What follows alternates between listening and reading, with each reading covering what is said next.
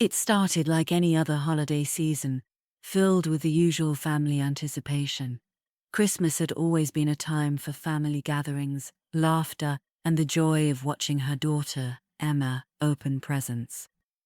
But this year, something felt different. Sarah had planned the perfect Christmas until her mother, Carol, called with unexpected news. "Sarah, I'm afraid Emma won't be welcome at Christmas this year," Carol said, her voice cold and detached. "I don't think I can have her here." The words felt like a punch in the gut.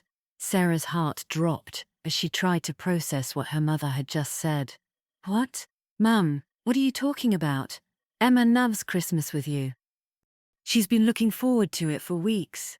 "I know, but things have changed. I've made up my mind," Carol replied, the finality in her tone unmistakable. Sarah sat down, stunned. Her mind raced through 100 different possibilities, but nothing made sense. What had happened to change her mother's feelings? Emma had always been a polite, kind child, and Sarah had worked hard to maintain a close relationship between her daughter and her mother. But now, on the brink of the holidays, everything was falling apart. "Mum, I don't understand. Why?" Sarah asked, her voice shaking. "What's going on?" Carol didn't answer right away. There was a long pause, and then she finally spoke again, her words sharp and distinct. "Emma had always been a surprise to play for me, or help me. This is why I talk to you. I'll see you but not her." The call ended abruptly, leaving Sarah standing there, her heart pounding in her chest. Emma was excited to see her grandmother, and now Sarah had to break the news that her daughter wasn't wanted at Christmas. It was a betrayal Sarah couldn't comprehend. The days that followed were filled with frustration and confusion. Sarah tried to reach her mother again, but Carol refused to take her calls. It wasn't like Carol to be so cold. There had to be something more behind this sudden decision. It was too out of character. But Sarah wasn't going to let this slide. She needed answers, and more importantly, Emma deserved an explanation. When Sarah finally sat Emma down to tell her the truth, the little girl's eyes filled with confusion. "But I love Grandma. Why can't I see her, Mum?" Emma asked, her voice trembling. Sarah didn't know how to answer her. She didn't have the words to explain a situation that made no sense. All she could do was hold her daughter close, feeling the weight of the injustice of it all. As Christmas Day approached, Sarah found herself spiraling into a mix of anger, sadness, and disbelief. Her mother's actions didn't add up. There had to be something else going on. It wasn't just about Emma, it was about something deeper, something hidden beneath the surface. Sarah felt a need to dig deeper, to uncover the reasons for her mother's sudden cruelty. One evening, after Emma had gone to bed, Sarah scrolled through her phone and found herself rereading an old email from Carol. It was from a few months ago, a time when everything had seemed normal. But one sentence caught her eye. Carol had written, "I hope you understand that things are changing, and the inheritance will be divided differently this time." The words sent a chill down Sarah's spine. She had never questioned her mother's intentions regarding the family inheritance, but now, that one cryptic line seemed to explain everything. Was Carol's decision to exclude Emma related to money? Could there be a deeper, hidden motive? The more Sarah thought about it, the more she realized that her mother had been acting strangely for a while. Carol had always been the matriarch of the family, strong, opinionated, and somewhat controlling. But Sarah had always accepted it, until now. Now, the pieces didn't fit together, and the possibility of family secrets suddenly seemed very real. Determined to get answers, Sarah hired a lawyer to look into the situation. Her mother had always been secretive about the family's finances, but Sarah had a feeling that Carol had been hiding something for years. She needed to understand the full scope of her mother's actions, and she needed to do it before Christmas. The lawyer Sarah hired, Jenna, was thorough and efficient. After a few weeks of research, Jenna uncovered some surprising details about Carol's financial situation. It turned out that Carol had been making secretive changes to her will, leaving large sums of money to family members, except for Sarah. It appeared that Sarah had been intentionally left out of certain assets, and Emma had never been mentioned at all. But that wasn't all. Jenna found a legal document that indicated Carol had been planning to sell the family home without informing anyone, a property that had been in the family for generations. Carol had made these decisions without consulting Sarah, and now it was becoming clear that her mother's decision to exclude Emma from Krista's single cousin was hid to her work and hidden by a small half-leftist baby. The revelation of the inheritance issues left Sarah reeling. It wasn't just about money, it was about power, control, and years of simmering tension that had finally erupted. Sarah had always believed that her mother was a strong, albeit flawed, figure, but now she saw her as someone consumed by bitterness and greed. Determined to reclaim what was rightfully hers and Emma's, Sarah took the matter to court. The legal battle that ensued was brutal and public. Family members took sides, and old grudges resurfaced. The courtroom became a stage for the unraveling of family secrets, as hidden assets, deceitful actions, and buried resentment came to the surface.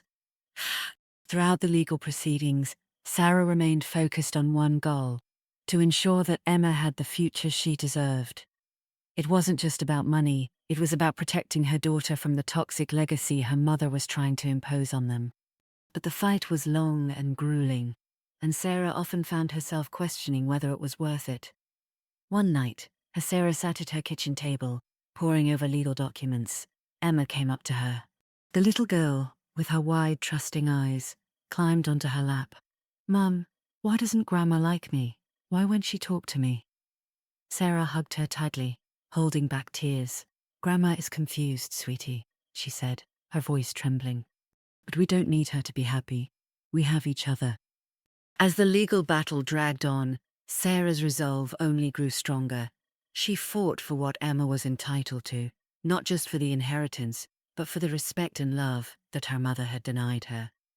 Through it all, Sarah learned the harsh reality of family, how easily it could be torn apart by greed, how fragile the bonds of love and loyalty truly were.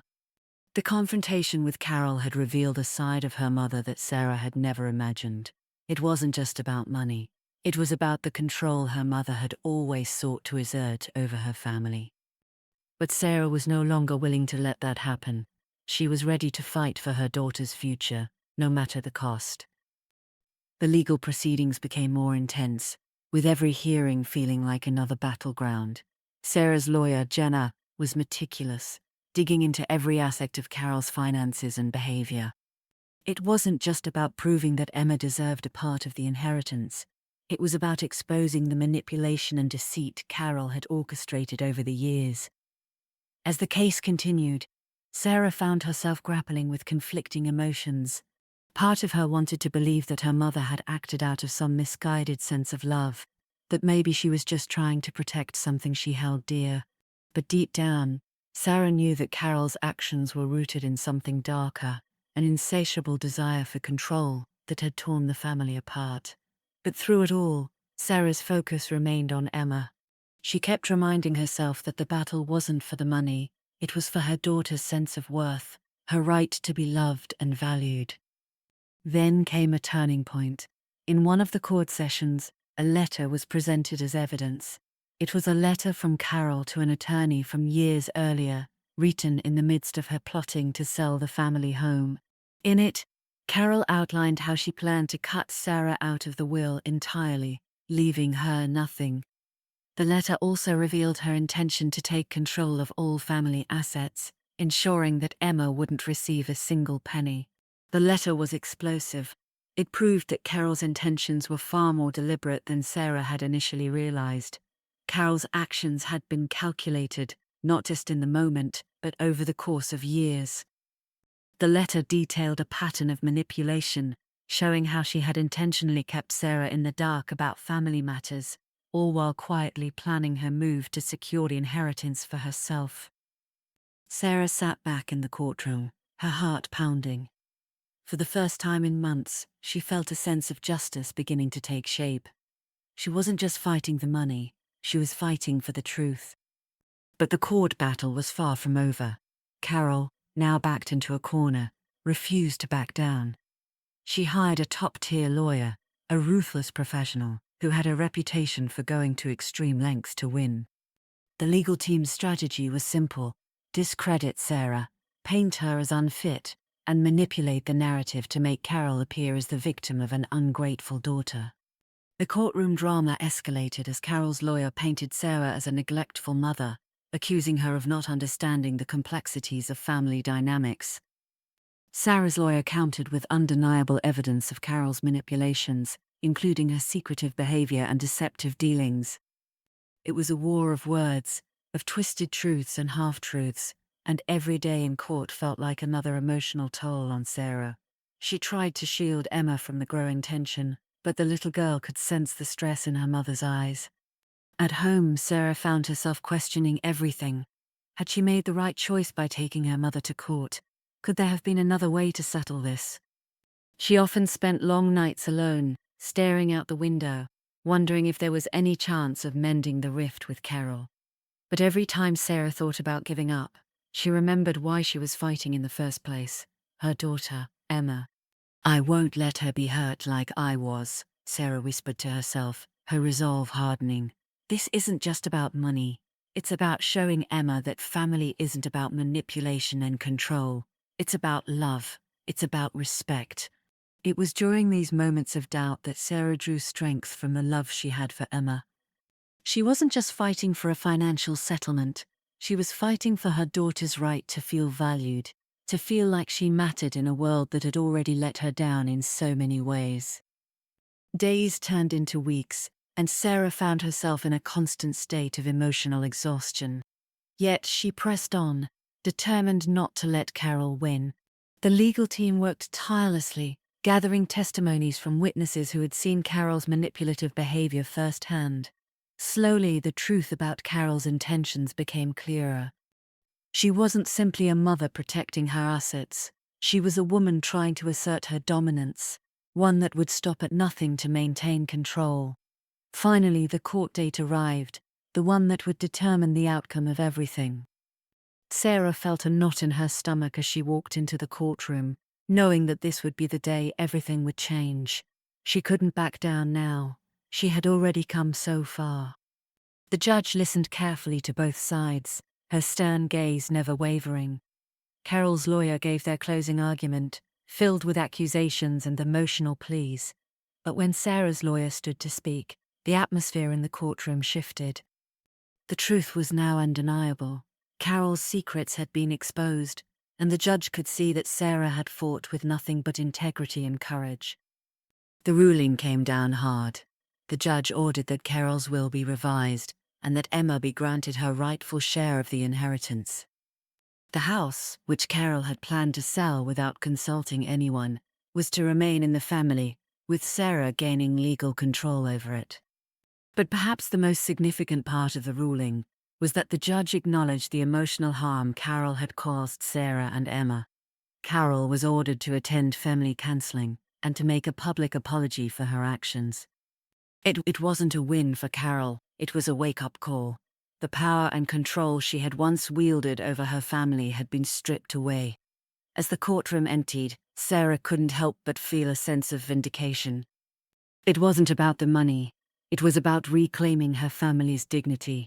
It was about showing Emma that, no matter how deep the hurt or how strong the opposition, they could rise above it together. In the weeks that followed, Carol reluctantly complied with the court's orders. She agreed to the family counseling sessions, though it was clear she resented every moment. The apologies, however, were half-hearted at best. Sarah could tell that Carol was not truly remorseful. She was only doing what she had to in order to avoid further legal consequences. Despite the lack of genuine reconciliation, Sarah remained focused on what mattered most: her family. She didn't need Carol's apology to heal.